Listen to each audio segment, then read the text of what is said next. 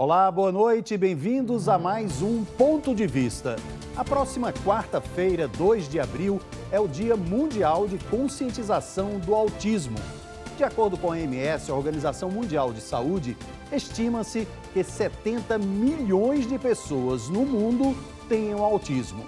Para falar sobre o autismo e o Dia Mundial de Conscientização, vamos receber hoje o neurocientista Vitor Eustáquio, sócio fundador da Somar Special Care. Vitor, muito obrigado por ter aceitado o nosso convite e estar aqui hoje com a gente. Eu que agradeço, Fernando, aproveitar a audiência de vocês e vocês colocarem ali para a população uma informação muito importante que é sobre autismo. Estou aqui para tentar contribuir. Pois é, vamos começar então com esse Dia Mundial de Conscientização. Por que ele é importante? Perfeito, Fernando. Olha, a conscientização ela é extremamente importante para a gente quebrar paradigmas, deixar de ter preconceitos, tá? Então, a gente precisa realmente informar a população sobre tudo que gira a respeito do autismo. Muitas vezes as pessoas acham que o autismo está muito longe, mas pela sua incidência é mais comum do que imaginamos. Então, nada melhor do que a gente ter esse dia muito importante para motivar as pessoas a terem ali um olhar diferenciado com o transtorno do espectro e fazer com que as pessoas estudem mais, a gente melhora ali com as informações publicitárias, né? Então, a informação básica, ela é o que é o mais importante agora. Essas campanhas ajudam a combater o desconhecimento, digamos. Exatamente. Você combatendo esse desconhecimento, você tem um percurso melhor de tudo, seja ele educacional, porque muitas vezes a professora que está ali na escola sabe que nem sempre ela entende sobre autismo. Muitas vezes a família, o papai e a mamãe, tem um filho autista em casa e não percebe. Então, esse conhecimento, ele ajuda muito. Existe ainda muito preconceito também com o autismo? Muito preconceito exatamente pelo desconhecimento. Como a gente fala de autismo, né, e para esse diagnóstico, ele acontece sobre ótica comportamental. Então, veja, muitas vezes a família está na rua, está no shopping, numa praça com o seu filho com o diagnóstico de autismo e muitas vezes a criança com autismo ela tem dificuldade sensorial, né? Então elas choram, se jogam no chão, muitas vezes se autoagridem e isso pode passar para uma pessoa que não tem o conhecimento como uma criança mal educada ou mamãe e papai não educou direito aquela criança. Então, olha só como é importante você ofertar uma boa informação e aí você afasta esse preconceito. Isso, o autismo exatamente. Quais seriam as principais características que a gente poderia definir com uma criança como autista ou não? Perfeito, Fernando. Existem várias características importantes que a mãe já consegue perceber desde a sua primeira infância, viu? Uma muito marcante, Fernando, quando a mãe está amamentando, olha só, na primeira infância mesmo, quando a mãe está amamentando, é muito comum a mãe e o bebê ter aquele namoro. A criança fixa o olhar no olho da mãe e muitas vezes a criança dentro do espectro, ela não consegue permanecer por muito tempo contato ocular, tá? Outra característica importante que já consegue se perceber na primeira infância é estereotipias, seja com o dedo, com a mão, chamamos de movimentos estereotipados. É comum isso acontecer com crianças, tá? Movimentos circulares também, isso, né? Gosta de objetos que giram, né? Então, no decorrer do desenvolvimento, o atraso no desenvolvimento oral. Então, a mãe tem que ficar muito atenta, a mãe e o pai, nesse atraso no desenvolvimento oral. É muito comum a criança, dentro do espectro, ter esse atraso. Não sabe brincar com objetos de forma funcional. Ao invés de pegar o carrinho e brincar com um carrinho assim, bibi, bombom, e bater um com o outro, eles giram o carrinho de ponta cabeça, fica girando a roda, né? Tem apegos a objetos que podemos classificar como incomuns, como, por exemplo, segurar um rótulo, uma folhinha de uma árvore, né? Então, acontece também, muitas vezes, a criança, quando começa no seu desenvolvimento de marcha, ela andar na pontinha dos pés. Então, uma série de características que a mãe já consegue observar no seu filho. Agora, uma coisa importante, Fernando, não significa que a criança ela é autista, porque se porventura ela tem um comportamento desse. Não, o critério é um critério muito mais amplo e sendo vista por profissionais específicos, tá? Hoje, todo mundo conhece alguém, ou na família, ou no ciclo de amizades, que tem autismo. Isso, de certa forma, ajuda a sociedade a entender mais ou até a aceitar melhor a pessoa autista?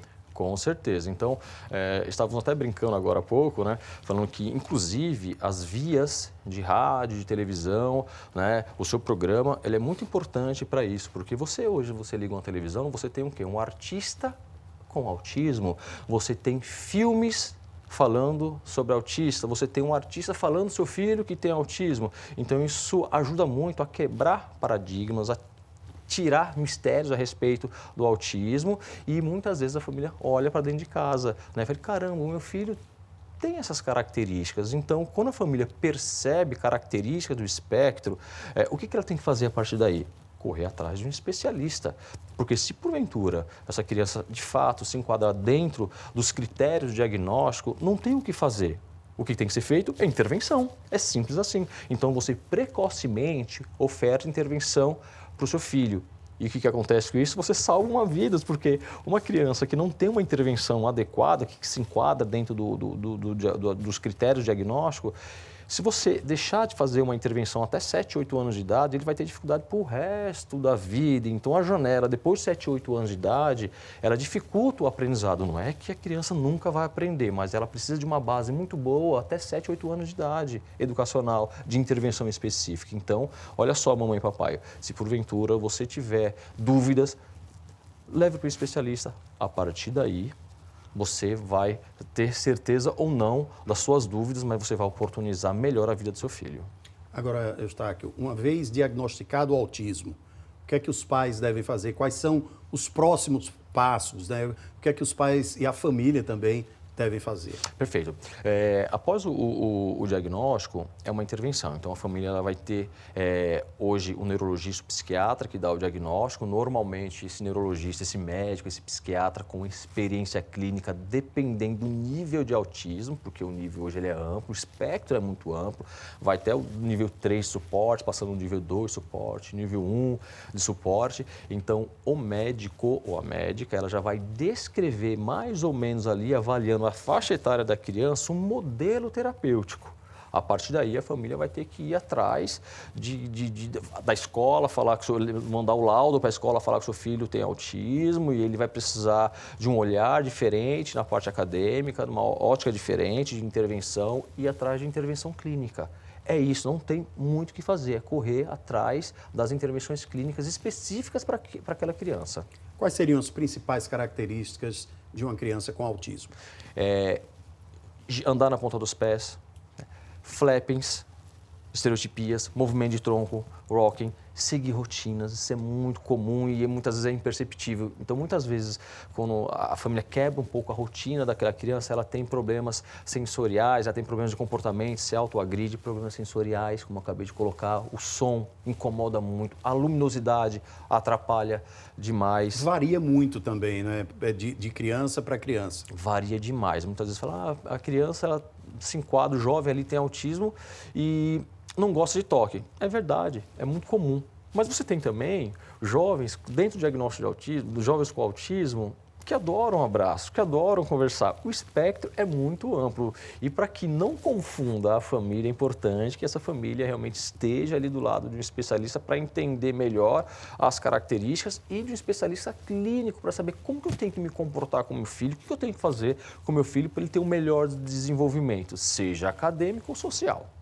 A estatística mostra que a cada 4 meninos, a cada 4 casos, apenas um é de menina, né? Perfeito. Assim, você sabe por que a incidência é maior entre os meninos? Primeiro que o autismo é genético, tá? Genético, uma ordem de 90% de carga genética, tá? Os outros, 90 e poucos por cento. Os outros 10% chamamos de ambiental, tá? Mas não é esse ambiente que vivemos, é no ambiente uterino da família. Então, eu sei que é genético. Começa por aí. A incidência, sim, ele é maior em meninos, 3,8, arredondando 4 para 1 para meninas. Então, normalmente, se tem mais meninos autistas do que meninas. Agora, tem uma observação bem importante nisso. É mais comum você ter um nível de gravidade no gênero feminino do que o masculino. Agora, óbvio, gente, claro que você vai ter uma menina diagnosticada com autismo, nível 1 suporte. Óbvio que você vai ter isso, mas você pegar 100 meninos autistas, 100 meninas autistas, você vai ter o maior grupo de gravidade no gênero feminino. Inclusive, por conta desse percentual 4:1, é que se coloca a cor azul, né, na campanha do dia 2, né, de abril, que é o Dia Mundial da Consciência. Próxima. A cor azul por conta disso. Com que tipo de apoio os pais de uma criança com autismo deveriam contar? É um apoio mais da família, mais da escola? Que tipo de profissional ele deveria procurar? Perfeito. Como é que essa coisa se processa nos pais que têm uma criança com autismo? Esse apoio ele tem que ser desenvolvido em todos os blocos. Primeiro, a família. Eu sempre falo que o apoio familiar é o mais importante, o papai e mamãe. Tá? Então, se você tem um filho que tem alguns déficits no seu desenvolvimento, você precisa primeiro, não é que não vai tomar conta da criança, do jovem, mas primeiro você tem que tomar conta do papai e da mamãe. Porque o ensino do papai e da mamãe que ele teve com outro filho talvez não sirva para esse, talvez não vai servir para esse que tem autismo, tá? Então você precisa informar o pai, informar a mãe, dar esse apoio psicológico, porque muitas vezes existe a negação, e se existe a negação, naturalmente a família vai buscar tardiamente uma ajuda. E se buscar tardiamente uma ajuda, vai fugir daquela janela que eu coloquei, que é a janela da neuroplasticidade cerebral, que é exatamente o momento que o cérebro ele aprende com muita velocidade. Então, se a família nega, né? Isso é comum porque o primo dele também atrasou a fala. Mas é porque a prima também era assim quando pequena e olha só como está hoje. Né? Fica delegando essa disfunção, né, a entes familiares que também teve algum atraso, enfim. Então, primeiro, a ajuda é familiar. Tá? Quando a família aceita, e aí vamos para a intervenção. E a escola? As escolas estão mais preparadas? Ainda a maioria ainda não está? Como é que é a situação hoje? Perfeito. Cada vez mais, por conta das ações sociais, todo mundo se prepara. Tá? Então a escola está um pouco mais preparada, mas ainda não condiz com a realidade numérica de autista hoje. Tá? Então você tem ali um apoio familiar, você tem um apoio ali com os filhos e você tem que transcender isso para a escola. Tá? O menino ele não vai aprender igual a todo mundo. É fato. Se eu ofertar um ensino conteudista para essa criança, ele não vai aprender e não adianta. Então, a escola tem que se preparar. Quando eu falo se preparar, dependendo do nível, a escola ela tem que ofertar ali talvez um ledor, um apoio na sala de aula, um AT, um assistente terapêutico para aquela criança, para que ela consiga seguir melhor. A estrutura acadêmica também é totalmente diferente. Tá? Então, o conteúdo tem que ser modulado, tem que ser administrado em cima do conceito da criança. Então, vai ter que colocar letras maiores, ao invés de muitas descritivas, vai ter que colocar mais desenhos, vai ter que ter esse apoio físico mesmo com o professor. Então, realmente, dependendo do nível do autismo, a criança, o jovem, ele vai ter mais ou menos apoio, mas o apoio se faz necessário. E hoje, por incrível que pareça, Fernando, sabe que temos um bom apoio da rede pública? Temos um bom apoio na rede pública, tá? Um bom apoio entre aspas, tá? Porque muitas vezes, quando a criança ela se enquadra dentro do espectro, a família, nesse momento, ela não vai precisar de uma escola com melhor ensino de robótica, ou melhor ensino de português, ou melhor ensino de matemática, a maior escola do estado. Ela não precisa disso. Essa criança, nesse momento, ela não precisa disso. Ela precisa de um básico muito bem feito. E a escola pública entrega isso bem. Muitas vezes melhor que a privada, por incrível que pareça. Então, pela experiência que você tem, você acha que as escolas hoje estão mais preparadas do que, 5, 10 anos atrás? Estão mais preparadas do que 5, 10 anos atrás, mas ainda um pouco aquém do que é necessário. Tá? Por isso que essas campanhas de conscientização ela é muito importante para fortalecer esses conhecimentos e preparar ainda mais a escola. Porque as escolas elas investam nos seus professores sobre os conceitos de autismo. Como que eu tenho que ensinar a criança que se enquadra dentro do espectro agora e esse que não tem é igual. Então a escola precisa investir também. E os profissionais precisam também investir em si mesmo. Né? Você percebe esse interesse dos profissionais de procurarem se aprofundar mais sobre o assunto, se inteirar mais sobre o que é o autismo? Perfeito, Fernando. Sim, eles estão mais interessados porque isso entra com critério curricular. Hoje é uma realidade. Hoje temos vamos falar sobre incidência aqui, né? Temos uma incidência gigantesca. Então, se eu estou mais preparado para essas condições de patologias, eu estou mais bem posicionado no mercado. Então, o autista hoje ele vai estar na escola, ele está no mercado de trabalho, ele está aqui no seu estúdio. Você tem autista aqui no seu estúdio. Tá? Então, se você tem um profissional muito mais bem preparado, ele tem um melhor alcance, uma melhor formação. Esse autista enquanto adulto. Tá? Muito bem, vamos fazer um rápido intervalo. Você que está assistindo, fica aí, a gente volta já já.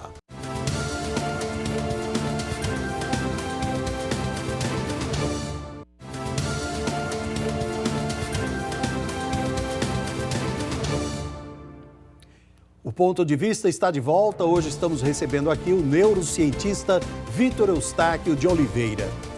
Vitor, uma pergunta ainda sobre as escolas, né, que a gente estava falando no bloco anterior. Você disse que as escolas da rede pública estão até em alguns pontos melhor preparadas, digamos, do que a rede particular. Por que você sente isso? Em que exatamente? Existe um investimento realmente de conteúdos específicos. Então, a prefeitura, muitas vezes, elas ofertam estudos específicos para neurodivergentes, né? Quando a gente fala neurodivergente, o autista, ela entra ali. Tá? Então, o dia a dia da escola pública muitas vezes é diferente um pouquinho da escola privada, né? Então, não somente de conhecimento, e sim também de aceitação, né? Muitas vezes a escola pública acaba aceitando melhor do que a escola privada, mas é único exclusivamente por conta de ensino mesmo, né? Existe verbas destinadas para áreas específicas e o autista está ali. Quando você diz que a escola pública muitas vezes aceita até melhor, significa que o preconceito é maior na rede particular?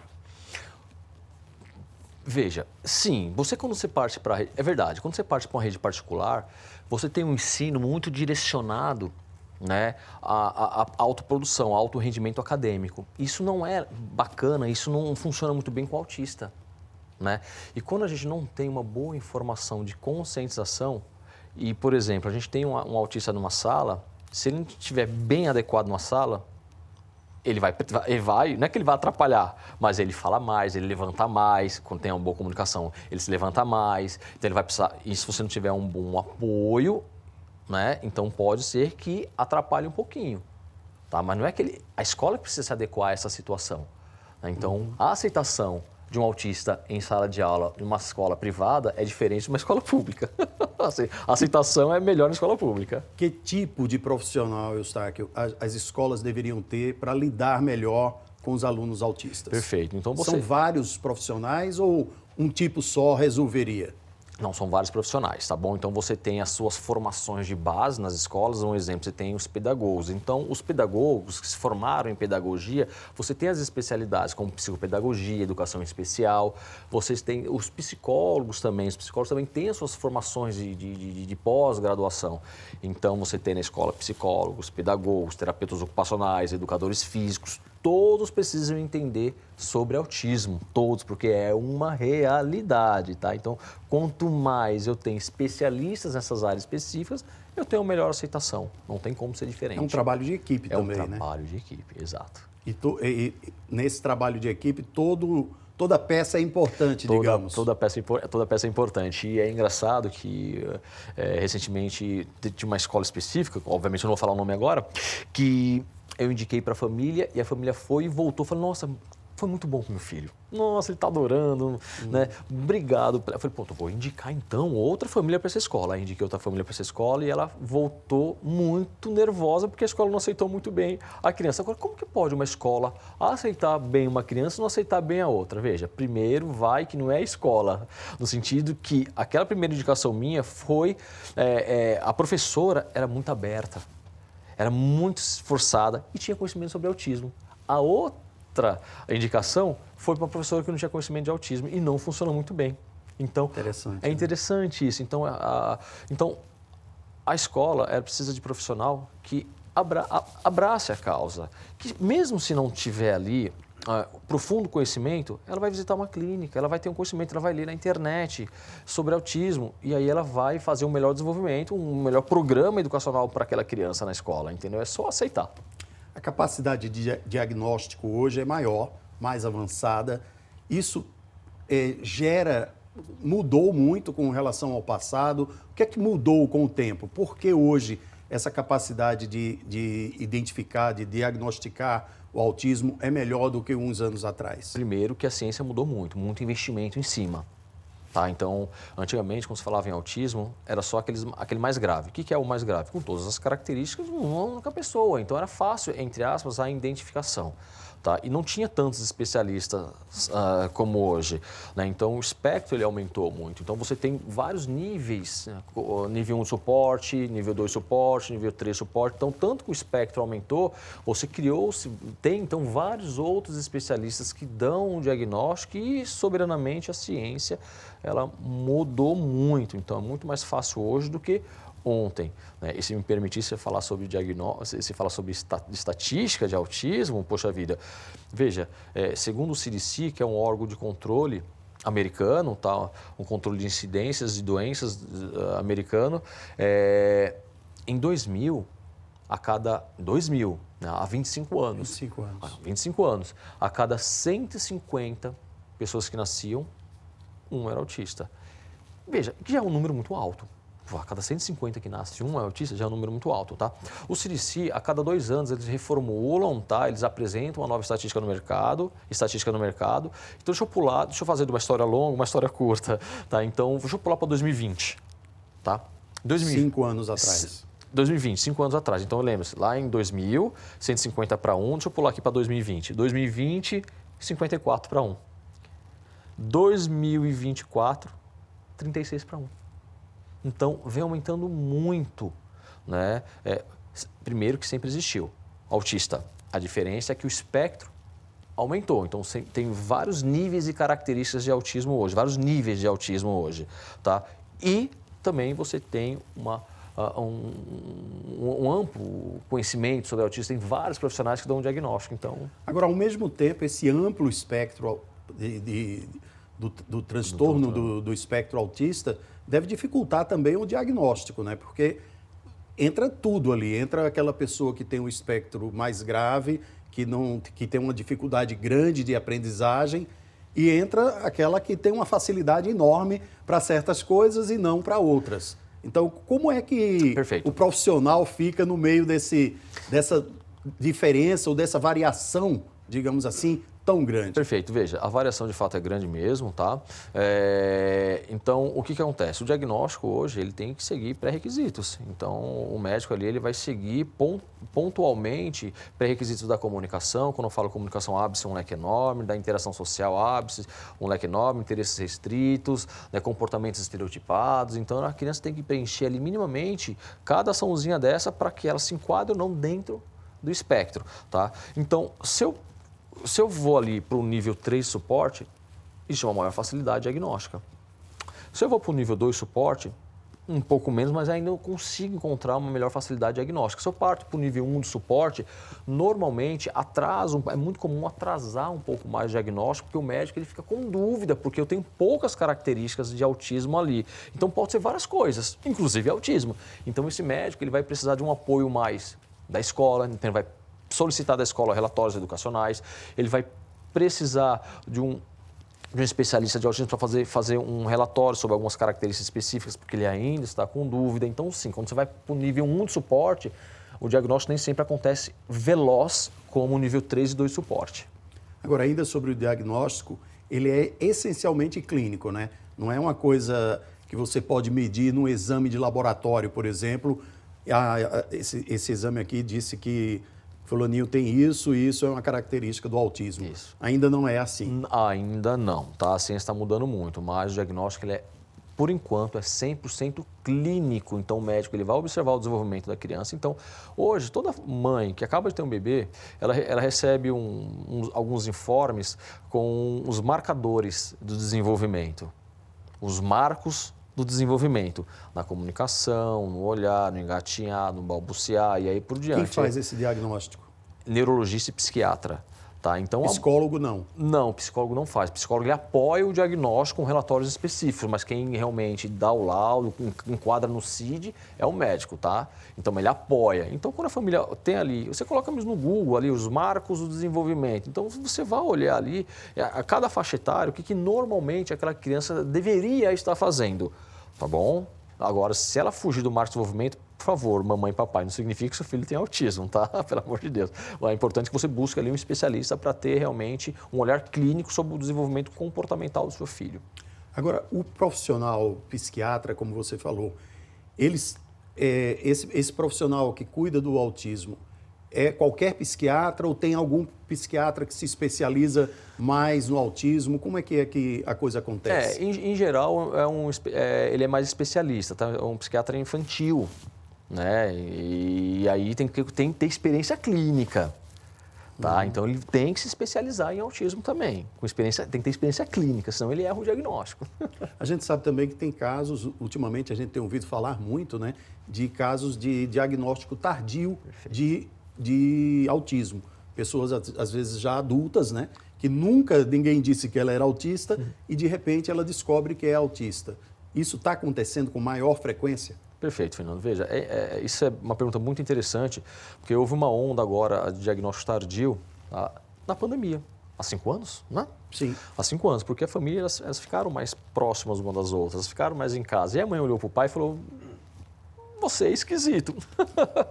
O pai olhou para a mãe e falou, você tem alguns comportamentos estranhos, né? Que parece com fulano, parece com ciclano. Isso começou a gerar uma pulga atrás da orelha. Mas por que será que eu sou assim, né? Então é verdade. Na pandemia houve um índice muito grande de diagnóstico tardio, tá? E como hoje se fala muito em autismo, muitos adultos, né, que já estão com suas vidas estáveis, né, enfim, toda organizada, mas ainda se acha estranho para um comportamento social aqui, outro ali, vai buscar o que é isso e recebe diagnóstico tardio de autismo. E quem recebe um diagnóstico tardio de autismo, o que é que faz? É mais fácil de enfrentar, porque a pessoa já tem a sua vida, digamos, encaminhada profissionalmente ou até sentimentalmente, digamos, na relação com o marido, com a esposa. Como é que se processa para quem recebe esse diagnóstico já na fase adulta? A partir daí, muitas coisas do passado faz sentido, né? Me faz sentido. Faz sentido agora, ou porque eu tive aquela dificuldade social, porque eu tenho esse comportamento.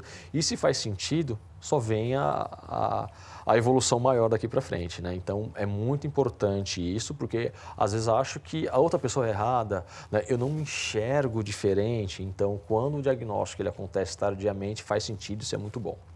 Com relação à última pergunta, o autista tem consciência de que é autista? Perfeito. Depende muito do nível de suporte, tá? Você, em sua totalidade, a maioria tem atraso no desenvolvimento cognitivo, tá? Você parte ali para o grupo 1, nível 1 de suporte, que não tem atraso no desempenho cognitivo. Esse sim vai ter mais noção sobre o seu diagnóstico, mais noção sobre os seus déficits. Então, é por isso que é extremamente importante. Muitas vezes fala, olha, o meu filho ele se enquadra dentro do diagnóstico, mas ele é leve. Tá? Não, a gente não pode ter esse tipo de comportamento, seja lá o nível 3 de suporte como o nível 1 de suporte. É importantíssimo que todos tenham ali uma intervenção adequada para o seu desenvolvimento, porque esse autista leve, que não teve um diagnóstico, ele vai ter sérios problemas sociais na vida adulta, sérios problemas sociais. Muito bem, Vitor. Obrigado. A gente poderia ainda conversar mais coisas aqui sobre o autismo, mas eu acho que foi muito boa a entrevista, muito esclarecedora.